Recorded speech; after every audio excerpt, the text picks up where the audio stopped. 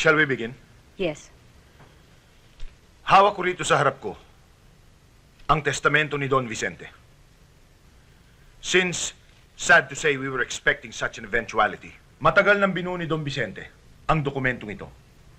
Mula kung saan sisipiin ko ang mga probisyon na may kinalaman sa kumpanya. Unang-una, tatanggapin ni Rosita bilang tanging tagapagmana ang lahat ng mga naiwang pag-aari ng Yumao. Kasama na rito, of course, ang mga liabilities, which at this point really are very, very minimal. Now, as far as Green Mountain is concerned, Rosita will receive all the shares left by her father, which effectively makes her chairman of the board and president. Malungkot man ang pagkakataon, ako na ang unang babati sa bagong pinuno ng Green Mountain. Congratulations. Salamat. Furthermore, kahilingan ni Don Vicente na sa kanyang pagyao, nahirangin ng pamunuan bilang bagong executive vice president ang kanyang punong katiwala, maliban kay Rosita na si Ernie Azurin.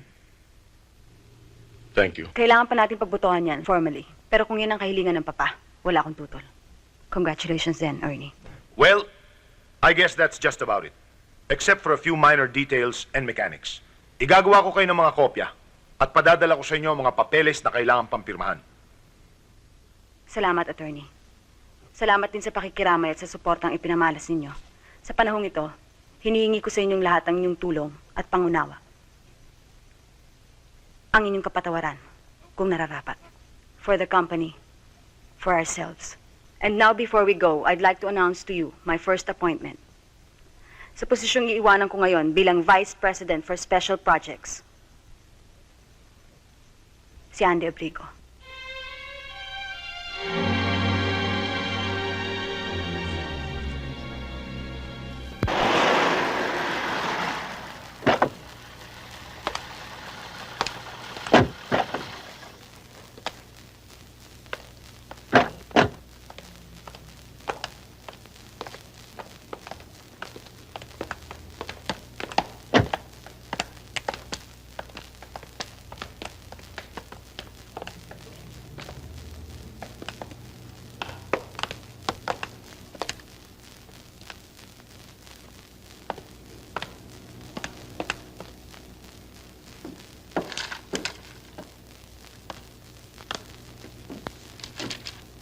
Hindi na ako naghintay na yayain mo pumasok.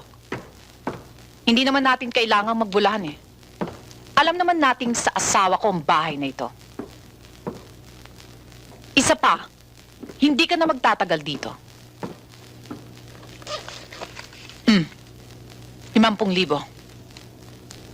Sobra-sobra ito para makaarkila ka ng bahay na mas malaki dito. Bumili ka ng bahay sa Bliss. Ilagay mo na lahat ng damit mo sa maleta at umalis ka na sa bahay na ito. Hindi ka na babalikan pa ni Edmundo. Tapos na kayo. Si Edmundo lamang ang makapagsasabi sa akin yan at hindi ikaw.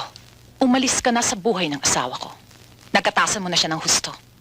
Bakit hindi ka maghanap ng ibang lalaki? Yung may asawang madaling maloko.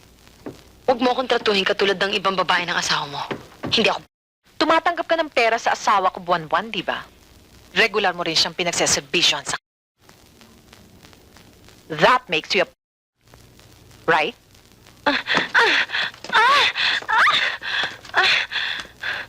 Binabalaan kita. Pag hindi ka lumayo sa asawa ko, pabubuhusan kita ng sa mukha. Kita. Siya nga pala.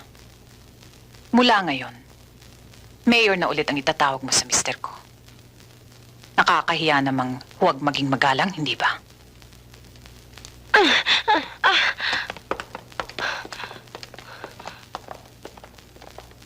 Iniwang...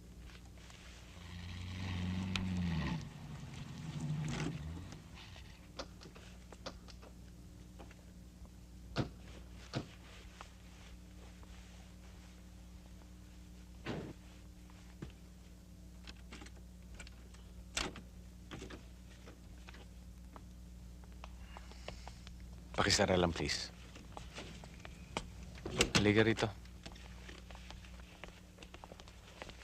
My God, Eric. Saan impyerno ka ba nanggaling? Maya, Kanina pa ako nakatunga nga rito ng kahihintay sa'yo. Pati sekretarya mo, hindi alam kung nasaan ka. Bakit? May problema ba sa opisina? Nothing's wrong at the office. Kaya lang, nang hindi kita mahagilap for lunch, pumunta ako dito. Ganun pa siya ka-importante at ikaw pa ang sumundo. Pwede naman siya ipasundo sa driver, Maya, si Lisa, siya ang... Bago ninyong katulong. Lisa, pakitimpla mo ako ng coffee. Black. Ibig sabihin, walang gatas. Maya... Bakit? Ang sabi ng Mama Francia, alila siya rito. Di ba? O baka naman masama ang loob mo dahil inuutosan ko ang paborito mong chimay. Tinding, Po. pakisama mo nga si Lisa sa kwarto ninyo. Yan ang mga gamit niya. Oh. Opo. Tayo na.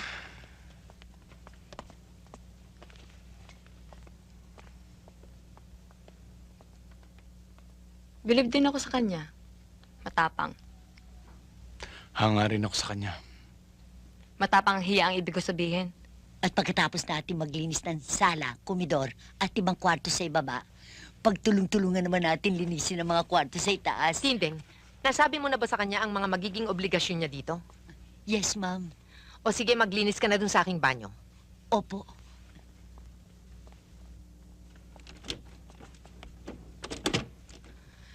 Maliwanag na ba sa'yo ang mga kondisyones? Opo. Meron akong mga papipirmahang papeles sa'yo. Eto. Marunong ka bang bumasa? Kailangan pa ho ba yan? Pumapayag naman po ako na maging katulong dito eh. At saka wala naman ho nakakaalam na ang dinadala ko yung anak ni Benny. Mabuti na rin yung maliwanag. Kaya, pirmahan mo na. Oh.